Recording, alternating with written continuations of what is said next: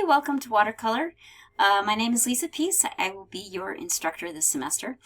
This is a combined class, both in person and online. So some of you are in the classroom, some of you are in the online space. The Canvas shell works for both of you.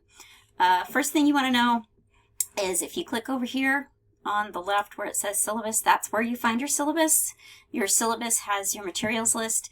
So what you really want to do is you want to make sure that you know which section you are enrolled in.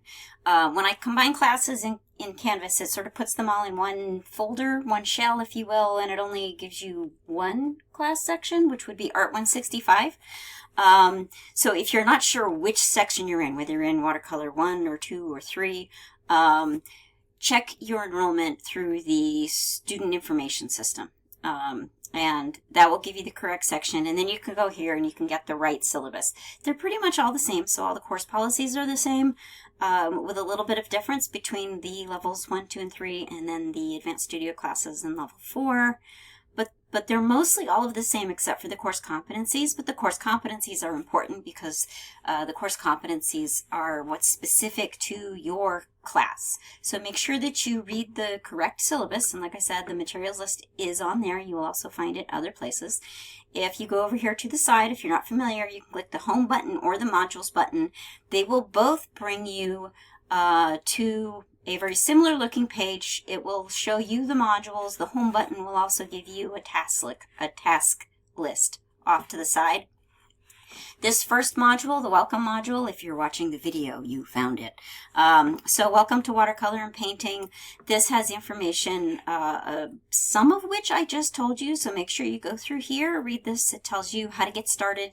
If you are in, what level you're in, and whether you are online and in person, what you should do first. The video will be right there. And it breaks down some different information between online and in person. There's this section in writing, how I organize Canvas. I'm going to go through that for you in this video. And there is a link for the different course competencies. So if you want to find it someplace other than in your syllabus, the course competencies for your section will be on this document here. One of the things that's important, both in person and online, is what I call the feedback loop. So basically, I give you the assignment, I tell you how to do it, you start working, you show me your progress, and I talk to you. Like in class, it's easy because you're in the classroom, assuming you're coming to class, and I talk to you online. I have what are called in-progress checks. Twice a week, I have these checks where you turn something in. Sometimes you're turning in an assignment, but if you're in the middle of stuff, you have an in-progress check and you turn in anything that you're working on. And sometimes you have both. Sometimes you turn in a finished assignment as well as progress on whatever the next thing it is that you're working for. And then I give you feedback. So sometimes it's in writing. I will give you points on a rubric. And there's like a grading tool in Canvas where I can draw over your drawings and make notes and little arrows and whatnot. So make sure you know how to find the annotations in Canvas, because I use that quite frequently when I'm giving advice or help online. So that's where to find feedback in Canvas. There's some other important information on this page, like resubmitting assignments. You are allowed to resubmit assignments, so your best practice if you're not happy with something is to turn it in by the deadline, and then you can always work on it more and then turn it in again later. I will take stuff resubmitted all the way up until about 2 weeks, until the end of the semester. This is a 16-week course, roughly about 9 hours of work, give or take a little bit more. If you work more slowly, if you're lucky, you work more quickly. If you're in person, that 9 hours includes 5 hours of sort of in-person contact with me. That's when you're in the classroom, and then another 4 hours of homework. Online, of course, the 9 hours will be fully online.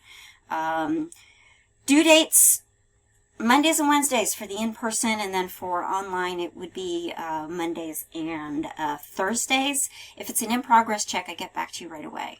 If it's an assignment, it may take me a little while to grade it and get back to you fully. And then all students, so we do have this with policy at SCC, where if you do not participate for 2 weeks, we are required to withdraw you. So things happen, you get busy or sick, especially if you're working online, make sure that you stay in touch with me and let me know what's going on so that I know whether to withdraw you or not. And then, I will reach out, I will send you a message, but if I don't hear from you, I will need to withdraw you. If that happens and you want back into the class, there's a good chance it can happen. So make sure you contact me and I can let you back in. The course information is here, for in-person and online. So that's the welcome module. The first steps helping you succeed. This is where you want to find the things that are important course policies and they're a part of your syllabus, but they're not on the written document.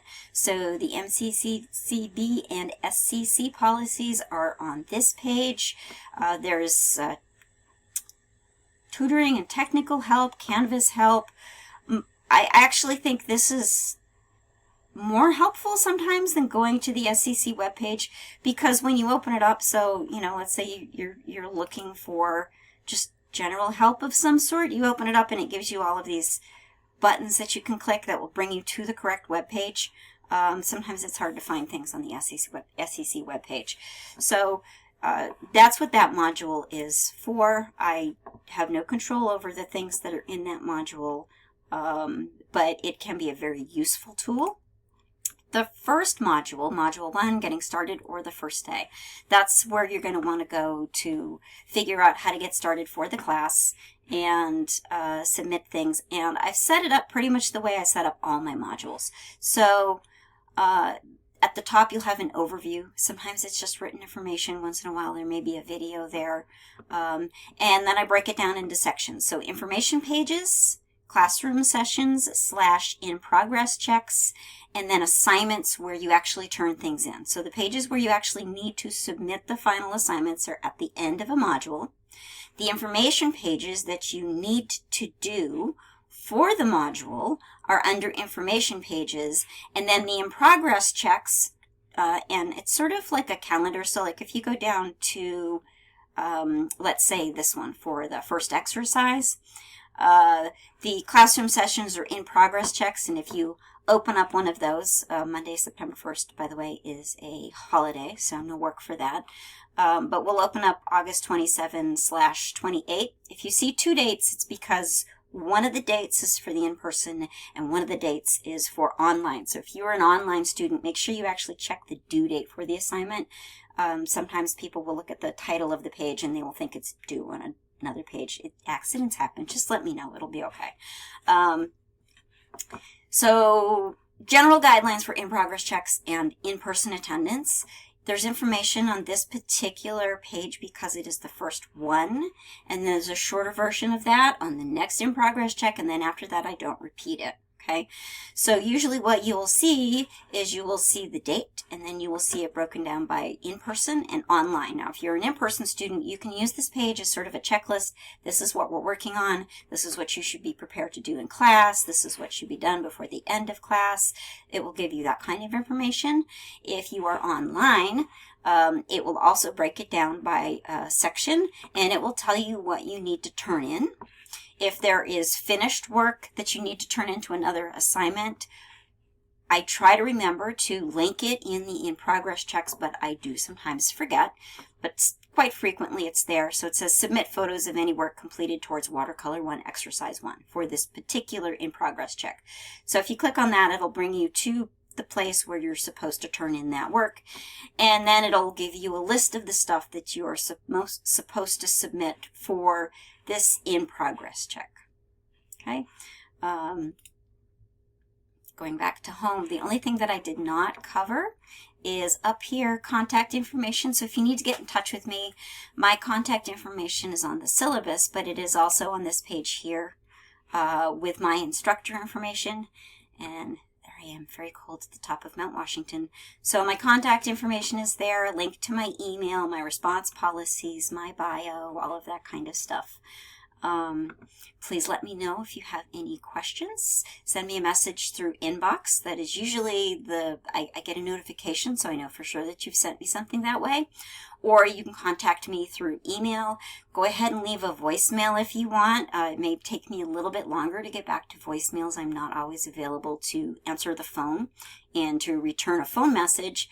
And I also have on my contact information this number here, the 602-492-1993. It's a Google Voice number that gets forwarded to my cell phone. You can text to that number, and any time of day is fine. You aren't going to wake me up or anything, so you can send me a text that way. The first time you contact me that way, let me know who you are so I know who's trying to get in touch with me. I'm looking forward to a great semester, and hope to see you soon.